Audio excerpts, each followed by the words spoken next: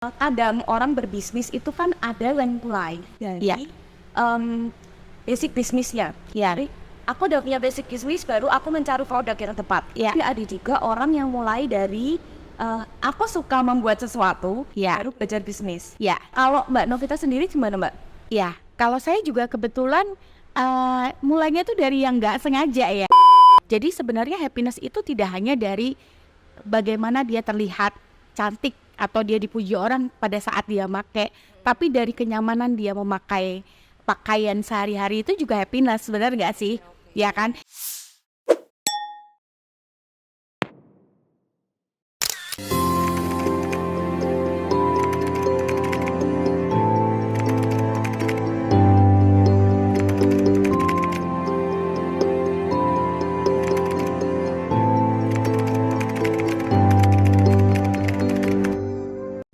Halo semuanya, kembali lagi ke Plotcast. Kali ini bersama saya Desi Esterina. Podcastnya Pusat Layanan Usaha Terpadu di Kabupaten Semarang. Kita akan banyak ngobrolin soal usaha, soal industri, dan soal pemeran-pemeran di baliknya yang sangat inspiratif.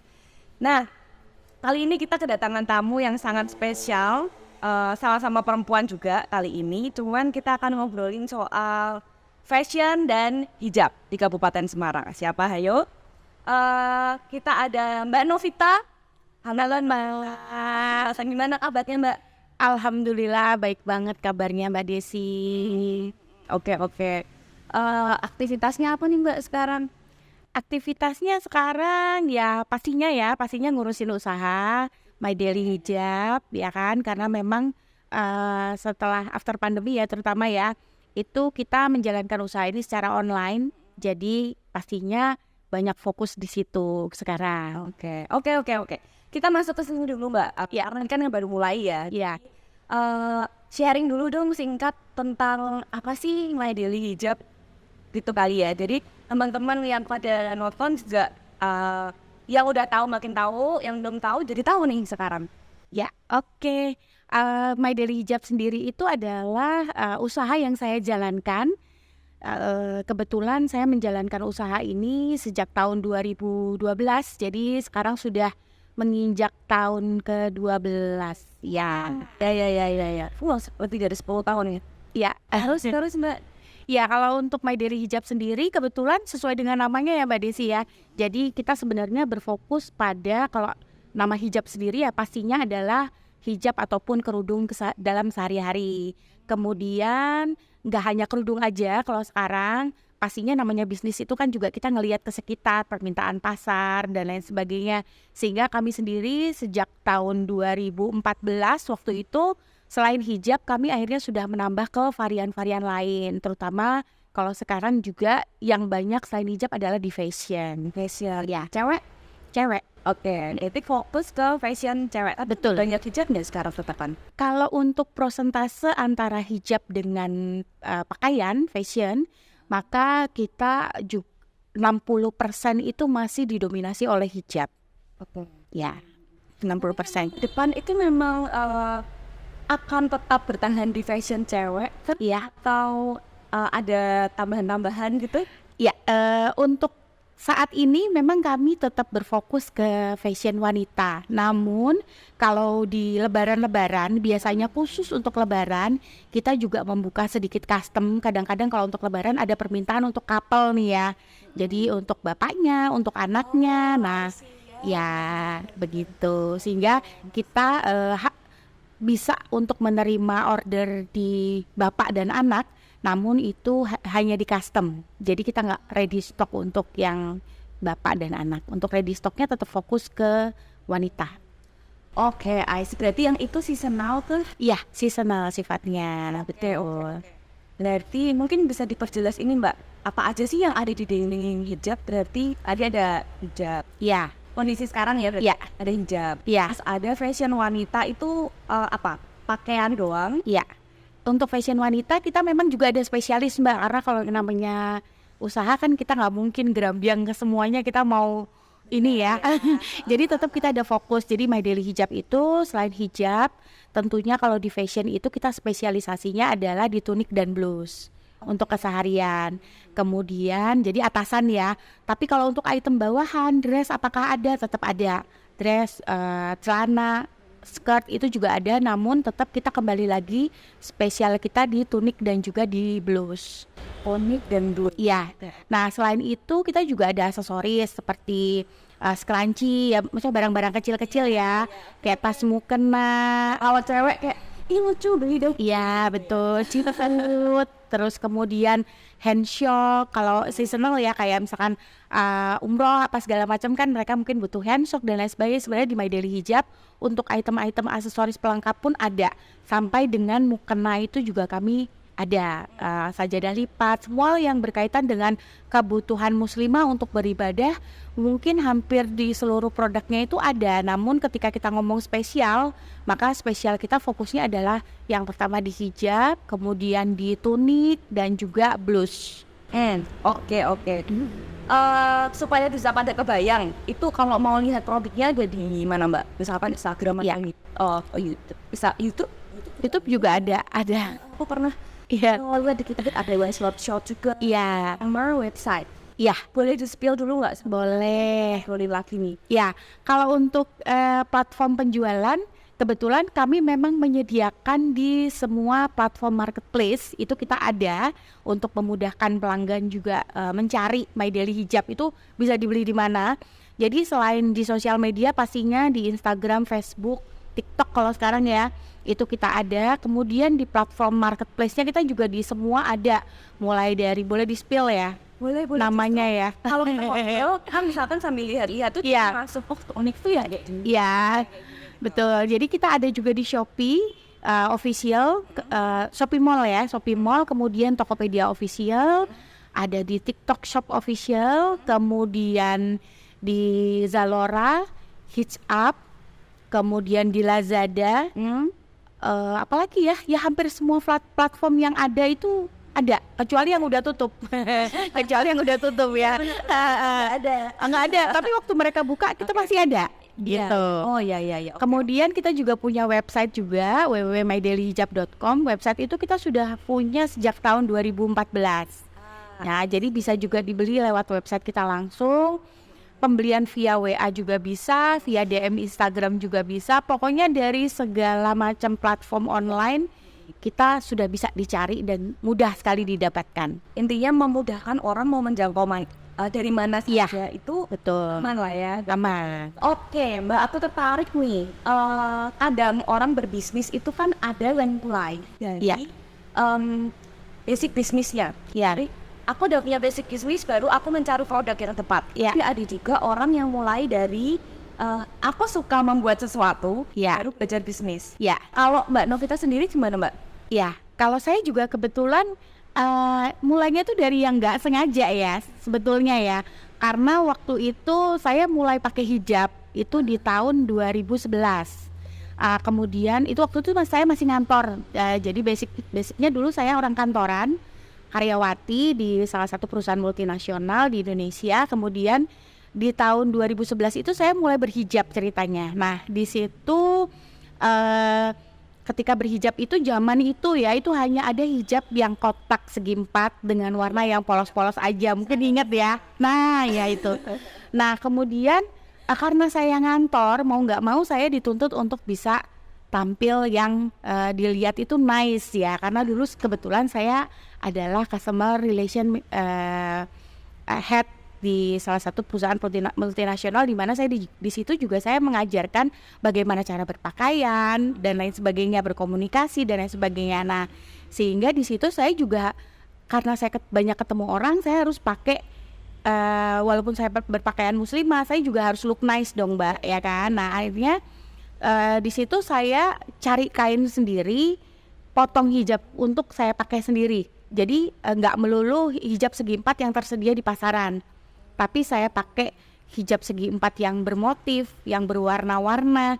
Kemudian dulu mungkin nggak musim pasmina, belum musim pasmina saya udah pakai pasmina. Nah sehingga dari situ sebenarnya ketika saya pakai itu orang sudah mulai nanya, tadinya teman-teman sendiri. Nah kemudian ketika saya pakai banyak yang mulai nanya, akhirnya saya kepikiran, saya pakai satu, saya jual satu. Waktu itu awalnya dari situ. Oke, oke. Nah, jahitnya di mana? Waktu itu jahitnya di tetangga saya, karena saya sebenarnya basically saya nggak punya basic fashion ataupun basic jahit sama sekali. I see. Gitu. Nah, Oke, oke. terus akhirnya saya punya tetangga yang pinter jahit. Saya ajak dia untuk tadinya saya jahitin punya saya sendiri ke dia. Akhirnya ketika saya mau mulai jualan, saya ngajak dia nih, Bu, mau nggak kita jualan hijab nih, Ibu yang jahitin, saya yang cari bahan. Oh iya, boleh Bu. Akhirnya dari situ saya nggak punya kemampuan jahit, tetapi tetangga saya punya kemampuan jahit. Kita bisa berbagi nih, sama-sama dapat income. Nah, dan kebetulan lagi karena ya udah saya tekatin untuk saya bisnis. Kenapa? Saya perempuan yang berkarir. Mau nggak mau, mungkin one day saya akan mentok ya, istilahnya bukan mentok ya. Berkarir itu mungkin terus aja akan ini. Nah, namun saya menyadari bahwasannya pada saat berkarir itu saya juga pindah-pindah, Mbak. Bahkan saya harus ninggalin anak saya waktu itu yang paling kecil masih umur 6 bulan, saya dipindah ke Surabaya. Oh, ya. Mau nggak mau saya harus ninggalin dia dong. Ya. Nah, akhirnya saya bertekad nih, one day saya juga pasti ketika dipindah lagi ke kota lain, saya nggak mau. Nah, kalau nggak mau kan, kalau di namanya perusahaan kan nggak mau perusahaan yang ngikutin kita yang harus profesional ngikutin perusahaan, take it or leave it, ya kan. Nah, ketika nanti saya memutuskan untuk leave, maka saya udah punya pegangan, karena saya nggak pernah menganggur di seumur hidup saya. Kelihatan ya, benar ya, Gitu. Nah, jadi ya itulah ya salah satu yang mendasari kenapa saya akhirnya dari dipakai sendiri, kemudian saya niat usaha, itu semua berkaitan gitu loh. Yang dari dipakai sendiri, oh ya udah, ini aja yang saya jadiin usaha, nanti istilahnya tuh sanggup pensiun. Nah, kayak gitu. Waktu itu awal mulanya seperti itu. Tapi di tahun 2012 itu tuh Ya. awal-awal ini nggak sih fashion hijab itu? Ya, betul. Karena mulai rame berhijab itu kan sekitar 2011, 2012 itu rame banget, akhirnya bermunculan influencer hijab dan lain sebagainya. Nah, kemudian brand-brand hijab yang baru bermunculan. Nah, disitulah banyak mulai. Dan semakin masuk Ya. karena fashion show. Betul. Kalau nggak salah nih, fashion show pernah juga kan? Nggak salah. Itu Iya. dengan nggak sih Mbak? Maksudnya kalau fashion show itu kan kita tergambarnya gini, produk-produk yang ada di fashion show itu kan yang nyeleneh nih. Iya, betul. Dan kan My Daily Hijab sendiri itu kan dari hal-hal yang daily Basic, ya. Nah, Betul. itu gimana Mbak ceritanya? Maksudnya Iya. ya produk itu yang sama atau punya produk khusus atau gimana tuh? Penasaran ya? Oke. Jadi sebelum akhirnya saya nyeriusin nih ya ke bidang fashion, artinya saya sadar nih ya sebagai seorang entrepreneur. Udah cocok belum nih? Cocok disebut entrepreneur ya. Sebagai seorang entrepreneur itu kalau kita pengen maju pasti kita juga harus investasi ya.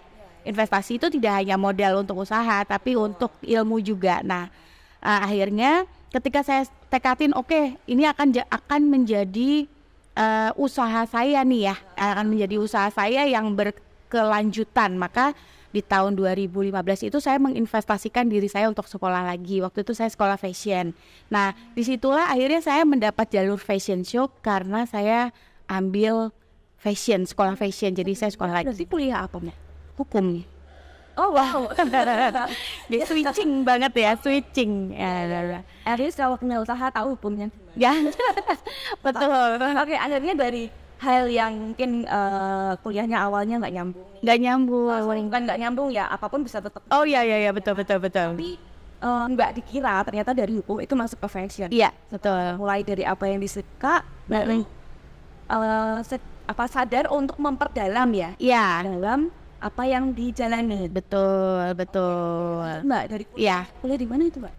Saya dulu ambil sekolah fashion di LPTB Susan Budiharjo. Kebetulan LPTB Susan Budiharjo kan ada di beberapa kota di Indonesia. Kok kebetulan di Semarang ada. Akhirnya saya daftarlah ke situ. Waktu itu memang ada pergolakan ya, antara saya mau sekolah fashion atau saya mau ambil notaris sesuai dengan majornya. Oh, oke. Oke. Tapi Tapi akhirnya itu kondisi daily hijab sudah jalan sudah jalan dari 2012, 3 tahun berarti ya. 3 tahun. 3 tahun ya. Nah akhirnya saya memutuskan untuk ya udah saya mau fokus aja di usaha fashion karena ini nanti saya mau pensiun jadi ceritanya nih ya jadi pengusaha di bidang fashion. Nah akhirnya saya memutuskan untuk oh ya udah saya nggak jadi notaris tapi saya sekolah fashion waktu itu. Nah dari situlah saya akhirnya mendapat komunitas, ikut ke komunitas fashion, ikut aktif di fashion show dan lain sebagainya. Dan kebetulan saya udah punya brand, makanya waktu itu ya udah brand saya yang saya fashion show-in karena saya udah masuk di komunitas fashion dan dapat kesempatan-kesempatan itu dari situ. Nah kemudian kalau tadi ditanyakan kalau fashion show itu pasti aneh-aneh ya. Ya tuh, desainnya gimana? Ya kebetulan ya kalau sekarang memang fashion itu juga sudah mulai bergeser ya Mbak. Kalau misalkan dulu kita kalau ngomong fashion yang aneh-aneh itu tetap ada. Namanya art of beat kan, jadi ada berbagai macam varian fashion ya. Style fashion itu juga sangat banyak variannya. Mulai dari yang unik sampai dengan istilahnya mau nanti formal itu namanya apa, mau casual itu namanya apa, itu macam-macam. Itu biasanya menyesuaikan style pribadi nggak sih? Kalau pribadi sebenarnya mereka masing-masing desainer itu pasti punya ciri khas dan juga punya taste, sepertinya seperti itu. Nah, kalau saya sendiri karena kacamata saya adalah di brand daily, maka saya mengambil yang memang untuk daily. Nah, daily pun kan macam-macam tuh, ada streetwear, ada office dan lain sebagainya. Nah, kemudian kalau kita ngomongin di panggung itu seperti apa di show-kannya. Kalau yang sederhana bisa nggak sih? Bisa, paling mainnya cuma styling aja namanya. Jadi kita styling aja, ketika styling itu di panggung maka dia akan ada sedikit perbedaan. Namun ketika itu nanti dibuka, artinya di breakdown, maka itu adalah tampilan yang biasa sebenarnya yang bisa digunakan untuk sehari-hari juga.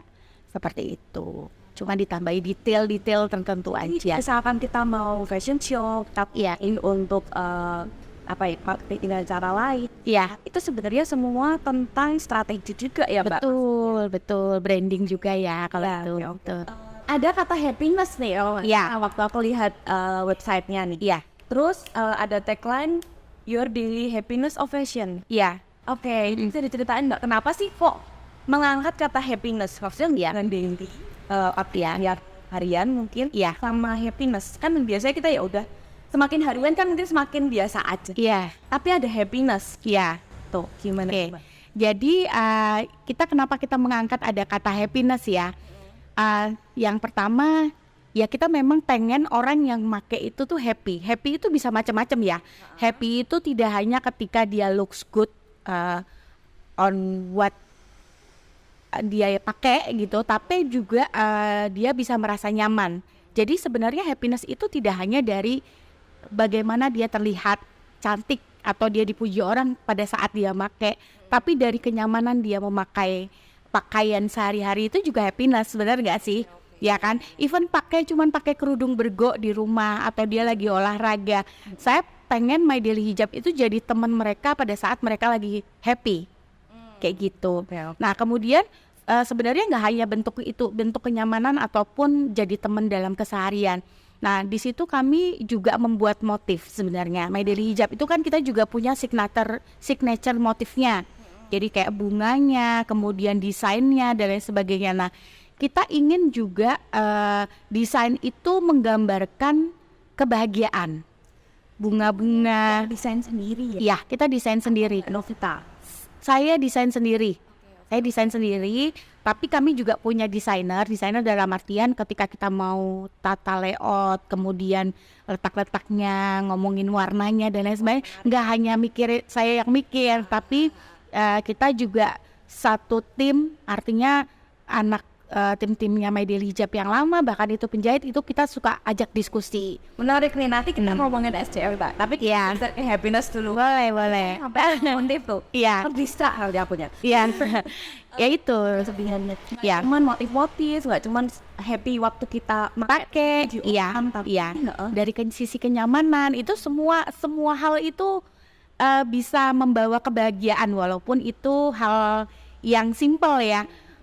pakai hijab yang nyaman, pakai baju yang nyaman, pakai baju yang membuat dia kelihatan cantik, pakai hijab yang membuat dia kelihatan cantik, sampai dengan motif-motif yang membuat dia merasa pede dan juga cantik, itu pasti bring happiness to you, ya kan?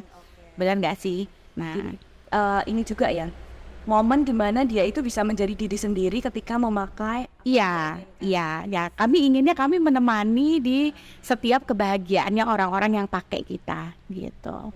Terus kalau nggak salah, oke kita bergeser sedikit tadi ke SDM. Iya, Kalau nggak salah itu ada beberapa ibu-ibu mungkin atau iya. tetangga yang juga masuk dalam tim ya. Iya, mereka ikut jahit. Jadi itu ya awalnya adalah yaitu saya mengajak satu orang tetangga saya.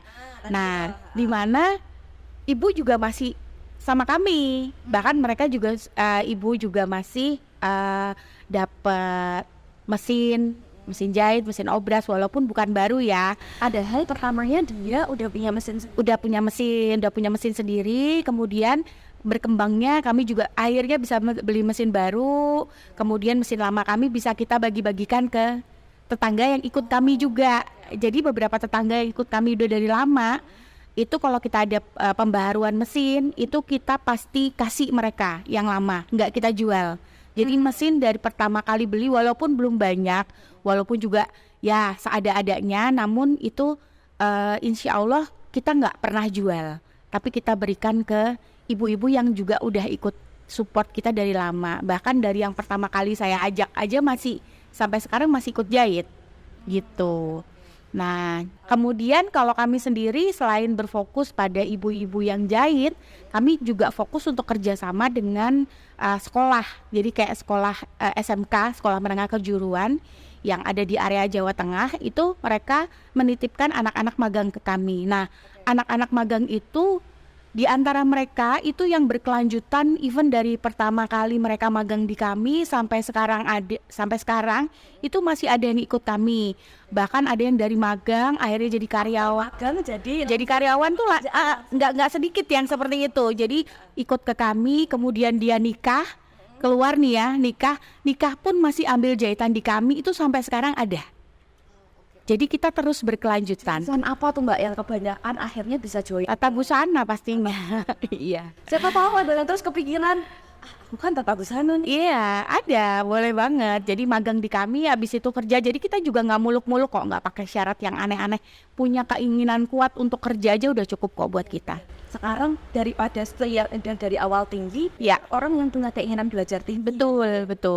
tapi sustain. Iya, betul banget, betul. Terus ada apa lagi Mbak SDM di dalam tuh apa aja sih?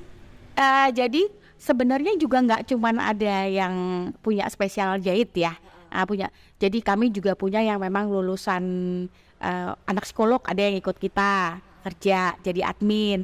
Kemudian yang lulusan SMA aja, yang nggak jurusan apa-apa itu juga dari dia lulus SMA sampai sekarang itu masih jadi admin kami. Jadi kami pun juga mengajarkan mereka untuk bisa terus berkembang, nggak hanya terbentur dengan apa latar belakang pendidikan mereka, tapi mereka asalkan mereka punya keinginan dan kemauan yang kuat, mereka pasti bisa kok mengembangkan karirnya ataupun mereka kerja sama kita secara sustain itu juga pasti sangat-sangat bisa. Jadi kamu punya apa aja Mbak? Admin pasti, kemudian kalau sosial media ada juga, itu anak SMK juga nyambi kuliah, kemudian pastinya SDM yang jahit ya, tenaga kerja jahit, udah. Kalian yang motong nggak sih? Iya, pas potong, pola, jahit itu jadi satu tim produksi. Nah, jadi tim produksi. Nah, kemudian tim produksi ini kita bagi dua, ada yang in-house, ada yang keluar. Jadi yang kalau keluar itu yang ibu-ibu, jadi mereka hanya ngambil potongan, kemudian potongannya dijahit di rumah masing-masing, mereka setor, kita bayar. Oke, I see. Buat Ini Mbak, kita kan sering tahu kan, sering nge-live. Iya. Nah, itu berarti ada orang khusus juga. Kalau host nge-live sendiri sebenarnya itu admin, tapi kita sendiri karena memang kita kebanyakan dapat anak magang ya, pasti kita ada waktu-waktu di mana kita mengajarkan mereka untuk bisa jadi host live. Jadi itu kayak soft skill gak sih? Iya, kayak gitu. Soalnya kalau nge-host, ini ya Mbak, pasti benar nggak sih? Aku merasa orang yang nge-host harus punya product knowledge yang paling kuat. pastinya seperti itu, pastinya.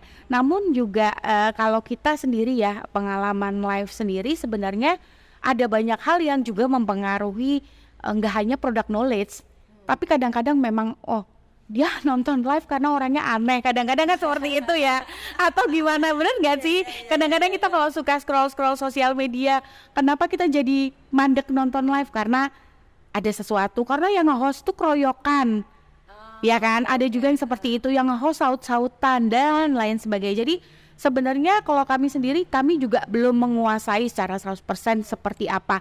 Yang penting di kami sendiri adalah ketika ada kebutuhan atau ada tren yang ada sekarang, kami juga harus bisa mengikuti dan mengimbangi tren itu. Itu aja sih yang kalau kami. Jadi kalau sekarang, kalau dulu mungkin tokonya buka terus, istilahnya gitu ya. Kalau zaman dulu karena offline, kalau sekarang online, ya kita ngejarnya algoritma.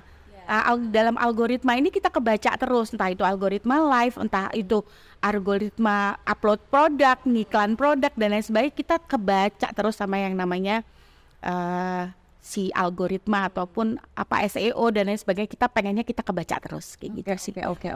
Ya, kadang-kadang kita juga hanya perlu konsistensi aja. Betul.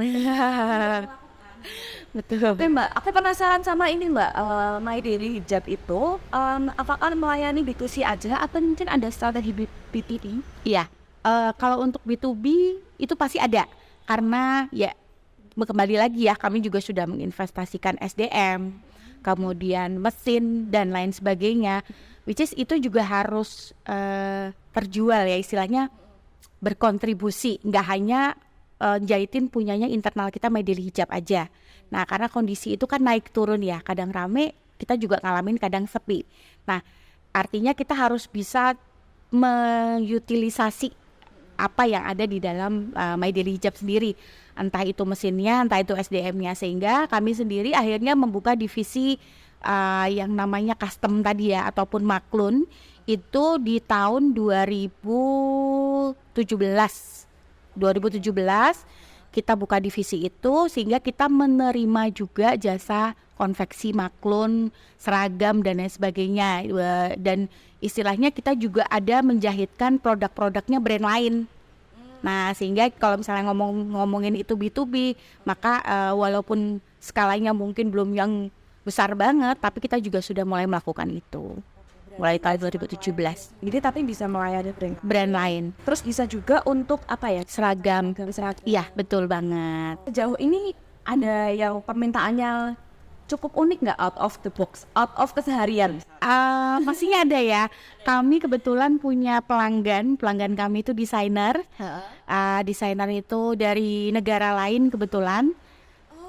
Jadi negara mana nggak spill dulu? Dari Kanada.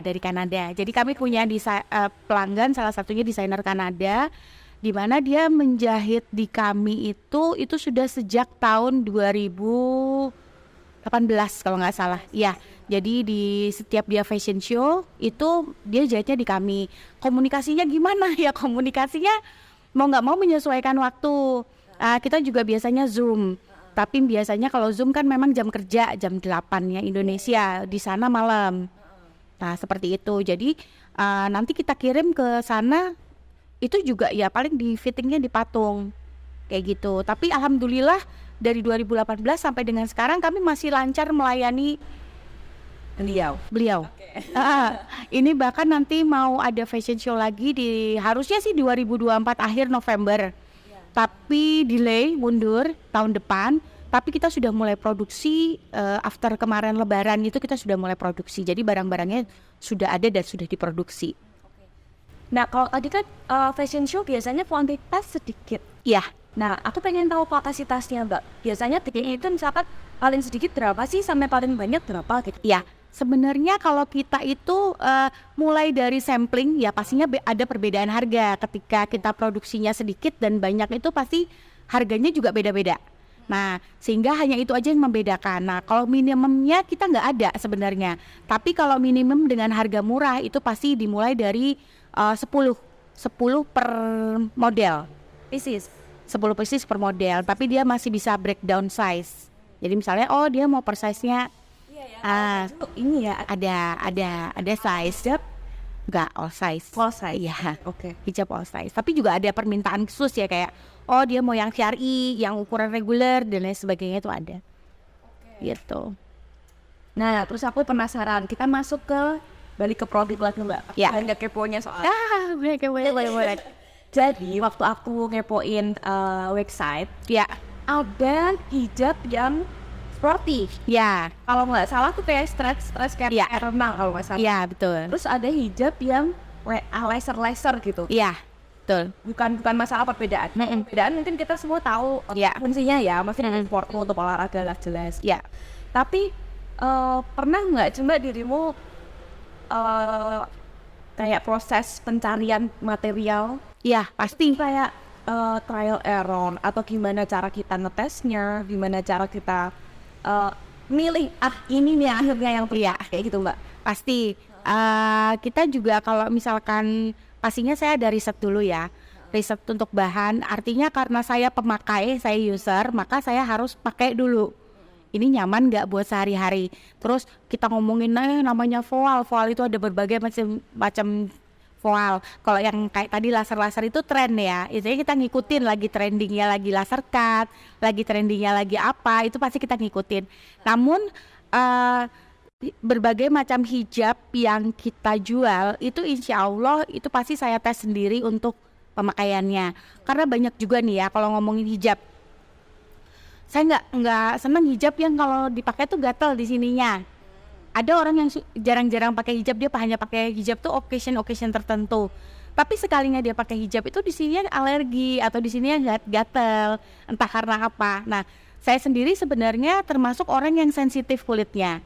Nah, sehingga ya itu tadi ketika mau ngeluarin produk hijab saya harus nyoba. Termasuk dengan yang olahraga itu. Nah, saya juga Punya hijab sporty baru olahraga. Oh enggak ada. Enggak, tapi ketika saya meluncurkan produk sporty itu banyak hal yang saya lakukan untuk bisa meluncing si produk ini. Salah satunya selain saya pakai sendiri, misalnya nih ya, ada saya kasih sampel random ke teman-teman saya yang berolahraga juga. Suruh dia pakai kayak apa. Kemudian saya menjalin kerjasama sama gym-gym yang terpercaya, misalkan untuk dijadikan giveaway. Artinya mereka juga memberikan ke customernya merasa nyaman nggak, dipakai nggak sama customernya. Nah itu akhirnya melalui tahapan-tahapan itu kita akhirnya mencoba untuk membangun kepercayaan supaya orang mau nih membeli produk hijab ataupun hijab sportnya yang My Daily Hijab keluarin, karena mereka juga percaya gitu loh. Nggak hanya yang paling kita butuhkan adalah sebenarnya testimoni tadi, nggak hanya dari saya yang pakai, experience saya, nggak hanya dari experience saya, tapi yang paling utama adalah dari testimoni pelanggan yang pakai produk kita. Itu yang paling utama. Tapi apa ya istilahnya, testing dalam proses mendesain itu Iya, iya betul, penting banget. Kalau di kita QC ya, namanya QC, kemudian riset. Nah itu tuh sangat penting kalau di setiap kita mau mengeluarkan produknya My Daily Hijab. Jadi itu bukan proses yang sebentar Mbak, itu proses yang lumayan ya. Kadang error juga sih. Iya. namanya entrepreneur, Iya. mungkin pengusaha nggak mungkin tidak mengalami hal yang nggak cocok Mbak. Iya. Atau kayak ya berbagai macam lah. Oke Mbak, aku tertarik ke tadi desain ya. Kalau melihat apa ya, tren fashion atau kebiasaan fashion dan aksesorisnya tahun yang lalu itu lebih slow. Iya. Nah sekarang itu kan apa-apa serba cepat. Iya, betul. Kalau menurut Mbak Novita sendiri, apa sih pengaruhnya ke apa ya, kecepatan usaha kita? Iya. Karena ini apa-apa serba cepat. Kalau sedikit kan kita masuk ke apa ya, kebosanan. Iya. Kalau udah bosan nggak akan aku nih. Iya, betul. Untuk menanggapi itu Mbak Novita gimana? Ya, mungkin karena pengalaman kita juga udah cukup lumayan ya. Kalau dibilang baru enggak juga, lama banget juga belum. Jadi masih di fase kalau anak ini sudah menginjak remaja, sudah menginjak remaja. Jadi kita sudah mengalami cukup banyak hal juga. Nah, terkait tren sendiri, sebenarnya tren itu juga muter Mbak Desi. Jadi kami sendiri yang sudah mengalami dulu, mungkin kami khawatir, aduh nggak berani produksi banyak-banyak karena nanti kalau misalnya udah nggak musim. Pernah nggak ngalamin kayak gitu? Pernah banget pastinya. Oh lagi musim hijab dengan bahan ini, tiba-tiba dia jadi nggak musim lagi. Tapi kita pernah mengalami fase di mana ketika kita sudah mengalami kementokan itu, akhirnya si bahan ini musim lagi loh. Oh, oke. Artinya semuanya itu tuh putar sebenarnya. Tren itu juga berputar.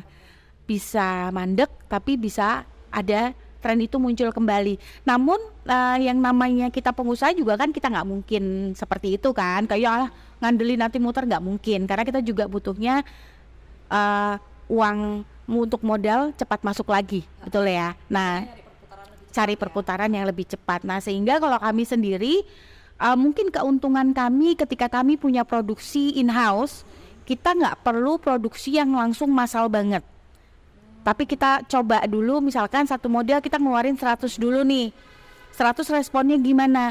Oh, responnya bagus banget. Berarti kita berani untuk produksi 100 lagi. Ya, tapi tidak terlalu yang kayak wah langsung geber 1000 atau gimana. Nah, itu mungkin keuntungan kami ketika kami punya produksi yang in-house.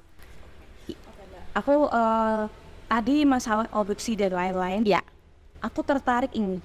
My Daily Hijab itu kan sudah 12 tahun, ya, 10 tahun lebih lah. Iya. Nah, banyak banget hal yang sudah dilewati. betul. Ya, Pasti. karena mungkin penonton kita tuh ada yang dari mulai usaha, Iya. ada yang udah setara misalkan, Iya. lain lah. Ya, Nah,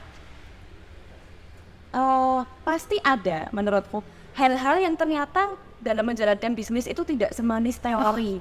betul. Ada banget. Ya, kalau kita ngomongin usaha itu pahit manis ya pasti dua-duanya ada ya Mbak. Kita sama-sama entrepreneur ya kan, tahu lah istilahnya seperti apa. Kadang ramai, kadang sepi dan lain sebagainya. Terus kemarin kalau yang mungkin cukup mengejutkan kita semua ya kena pandemi itu ya kan, dimana ya udah stop yang buka toko jadi nggak bisa buka toko ya, switching dan lain-lain. Nah, kalau My Daily Hijab fase-fase terendah ya saat pandemi itu, dimana akhirnya distributor, reseller, toko semua tutup. Nah, Mau offline ya. toko offline. Nah, jadi kita hanya bisa mengandalkan toko online, which is kita sendiri ketika masuk masa pandemi itu sebenarnya kita sudah berada di zona nyaman.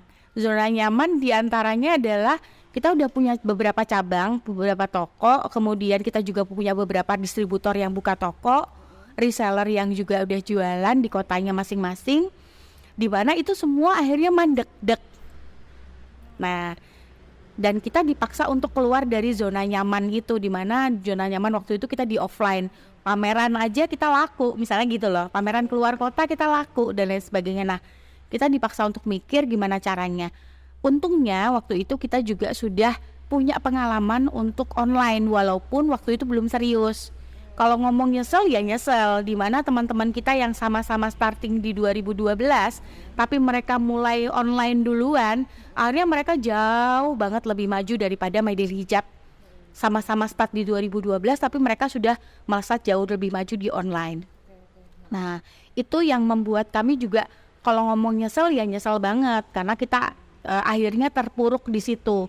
Tapi saya sendiri saya nggak mau terpuruk di situ karena alhamdulillahnya waktu itu walaupun sesusah-susahnya kita, kami itu nggak mau memberhentikan karyawan waktu itu. Bahkan kami juga tidak motong THR-nya mereka. Padahal waktu itu kan sudah menjelang puasa ya. Dan terkorbankan apa Mbak waktu itu? Aset Mbak. Aset. Jadi memang apa ya dari pribadi. Iya. Sebagai pebisnis. Betul. Oke, salah satunya. Ya, Aset pribadi. aset pribadi. Terkorbankan. Betul. Untuk bisa tetap bayar gaji mereka, untuk bisa ngasih mereka THR. Dimana waktu itu zamannya kalau nggak salah THR setengah kita nggak ada. Pokoknya namanya THR itu hak mereka. Pandemi itu nggak menghalangi mereka harus dapat THR, nggak dapat THR atau mereka setengah, nggak apa-apa. Kita akhirnya waktu itu ngorbanin aset. Itu keputusan terberat pada momen itu ya. Luar biasa Mbak. Jadi kita ya gimana ya. Tapi saya sendiri harus balik menyadari bahwasannya ketika kita ngomongin kita punya aset yang kita dapat waktu itu, pasti salah satunya adalah peran mereka dong. Betul ya? Aku jadi benar-benar melihat dengan lebih clear sih di sini bahwa the daily happiness of fashion itu ternyata berarti enggak untuk customer doang ya. untuk orang internal pun ada Iya, part yang sangat penting untuk betul. hijab. Ya, ya mereka juga udah sangat happy kerja di kita. Kenapa mereka juga bisa sustain dan juga akhirnya tadi saya cerita ya mungkin ya dari SMK mereka magang di tempat kami, kerja di tempat kami, menikah, mereka keluar pun sekarang mereka masih bawa jahitan di rumah. Artinya mereka happy dong being part of my daily hijab. Itu. I think it's one of time. Tapi wah keren banget Mbak, dari yang sampai banyak yang dikorbankan tapi apa yang diperjuangkan akhirnya sampai saat ini, hari ini masih tetap bersama ya. Iya. Gitu. Oke, aku pengen masuk mungkin hampir terakhir-terakhiran nih, masuk ke kondisi sekarang Mbak. Ya, Pandemi udah lewat. sudah lewat. Betul. Nah, bukan berarti nggak ada tantangan betul. Ya. Ya, betul. Kita melihat ada persaingan global yang semakin Ya. nggak cuman akan datang lagi, sudah hampir head to head banget nih Ya. kita masuk Betul. Indonesia. Betul. Kalau dari sudut pandangnya Mbak Novita, preparation apa nih yang akan kita siapkan? Boleh dijelaskan dari sudut pandang My Daily Hijab ya? Ya, oke. Sebenarnya kita ngomongin tadi benar. Cobaan kita sebenarnya tidak hanya berhenti pada saat pandemi aja. Memang kalau misalnya kita ngomong terpuruk kemudian kita bangkit lagi, enggak juga terus kita tidak menghadapi tantangan lain ya kan. Justru tantangan itu ada setelah pandemi, di mana akhirnya semua orang global ini kan mau survive pandemi. Berarti persaingan memang semakin ketat, Mbak. Dan usaha-usaha yang baru lahir saat pandemi juga banyak, betul ya? Nah, di mana mungkin di antara mereka adalah itu juga persaingan. Tapi kalau dari sudut pandang My Daily Hijab sendiri, kami tidak akan berhenti hanya dengan persaingan, mikirin persaingan, tidak. Tapi kita coba untuk terus mengasah kreativitas. Karena aset kita itu adalah kreatif, ya kan? Aset kita kreatif, eksistensi kita sampai sekarang juga didukung oleh kreativitas pastinya. Ya kan? Entah itu kreativitas dalam produk maupun kreativitas dalam bagaimana caranya untuk survive. Itu pun juga salah satu bentuk kreativitas menurut saya, sehingga kalau My Daily Hijab sendiri kita coba untuk fokus membangun kreativitas saja daripada kita fokus untuk bersaing dengan orang. Artinya kita coba untuk gimana caranya keep kreatif dan juga bisa menganalisa dengan tepat kira-kira pasar itu maunya apa dengan produknya My Daily Hijab. Analisa, Ya, betul. itu kata penting banget sih. Aku belajar maksudnya mungkin data kali ya. Betul. Data itu sangat penting untuk Penting sekali. kadang-kadang kita hanya tahu bahwa ada data dalam perusahaan kita, Betul. tapi kita belum tentu bisa menganalisanya. Ya, betul. Betul banget, Mbak. Itu mungkin yang semakin ke depan kita perlu untuk balik lagi tadi ya, kayak Mbak Novita, jangan berhenti untuk belajar Betul. sampai kuliah lagi, sampai dan lain-lain gitu. Ya, Oh ya Mbak, aku benar-benar Mbak Novita itu juga salah satu bagian dari komite pengurus ekonomi kreatif di ya, Jawa Tengah. provinsi. Ya, betul. Itu bisa diceritain sedikit nggak? Maksudnya kan dengan sama mungkin tadi ya, pola pikir kreatif Ya, dan bagaimana kita bisa persiapan nih kalau Iya. misalkan UKM di Indonesia, ya cuman perusahaan besar atau UKM Ya. ada hal sama. persaingan global. Ya, jadi betul ya. Kebetulan saya sendiri adalah salah satu pengurus Komite Ekonomi Kreatif di Jawa Tengah. Saya menjabat sebagai sekretaris di Komite Ekonomi Kreatif itu mulai dari periode pertama 2019 sampai dengan 2023. Kemudian ini sudah masuk periode yang kedua. Jadi Komite Ekonomi Kreatif itu kepengurusannya per 4 tahun. Nah ini sudah di periode keduanya.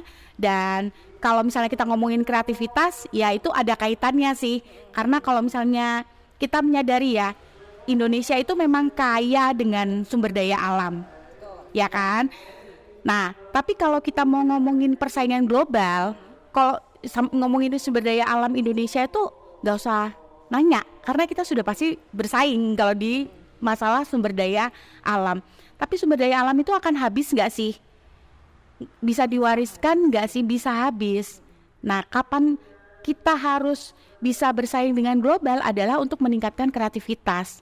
Nah, Komite Ekonomi Kreatif itu sebenarnya dibentuk untuk bisa membantu pemerintah dalam rangka kita bisa meningkatkan kreativitas SDM di Indonesia nih, supaya kita juga bisa bersaing di tingkat global. Seperti itu sih, Mbak. I see. Oke.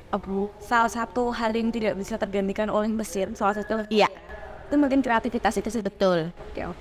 Oke Mbak, thank you banget. Aku tapi minta satu closing statement dulu dari Mbak Novita. Hingga mikir dulu. Tapi kayaknya mikirnya bukan karena dulu nggak ada. Iya. Kebanyakan. Closing statement buat dibagi kayak teman-teman tutor semua Mbak, coba. Aduh, closing statement apa? Itu sebenarnya PR yang paling sulit itu ya. Mungkin banyak banget sampai nyetok. Ya, oke deh. Kalau dari saya ya, artinya teman-teman itu harus bisa tetap semangat untuk bisa kreatif. Itu yang pertama. Kemudian yang kedua itu berbahagia. Bahagia itu penting loh, happiness itu penting karena kita nggak akan bisa kreatif kalau kita nggak punya happiness inside ourselves. Kalau menurut saya sih itu. Jadi keep being happy and creative. Oke. Thank you banget buat waktunya ya Mbak Novi ya. Sama-sama Mbak Desi. Semoga teman-teman di rumah juga terjebakkan sesuatu untuk sesuatu yang lain, kreatif bebas yang baru dan lain-lain, dan at least bisa menambah semangat karena kita nggak bisa untuk berdiam diri aja, cuman mengikuti sesuatu dan data kita harus melakukan sesuatu. Buat teman-teman, sampai jumpa di episode yang selanjutnya. Jangan lupa untuk like, comment, subscribe ke kita semuanya supaya kita bisa semakin berkembang bersama-sama. Thank you semua. Thank you, Mbak.